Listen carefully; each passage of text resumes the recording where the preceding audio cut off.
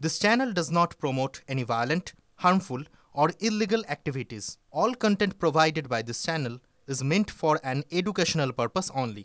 Top quality और consistent performance के लिए सिर्फ सिल्वर पंप नाम याद रखना। এই যে বিল আসছে এই বিলে যে 30 দিনের বেশি যদি কেউ জেলে থাকে সে প্রধানমন্ত্রী হন বা মুখ্যমন্ত্রী হন বা অন্যান্য মন্ত্রীরা হন এমন ধরনের অপরাধে যে অপরাধে 5 বছরের বা তার থেকে বেশি সাজা হতে পারে এই ধরনের প্রাবধান আছে আইনে সেক্ষেত্রে তাকে রিজাইন দিতে হবে।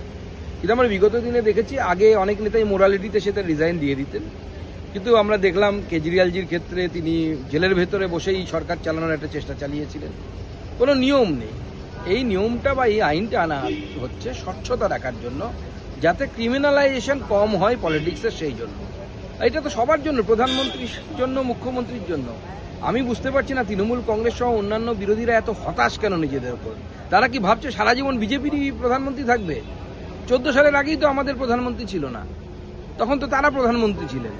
তো এই ধরনের স্বচ্ছতার জন্য আনা হচ্ছে। তবে আমি বুঝতে পারছি তৃণমূল কংগ্রেসের ভয়ের কারণ আছে, অন্য বিরোধীরা হয়তো অত চিৎকার চেঁচামেচি করবে না, করলেও অল্প করবে, গাঁইগুই করবে।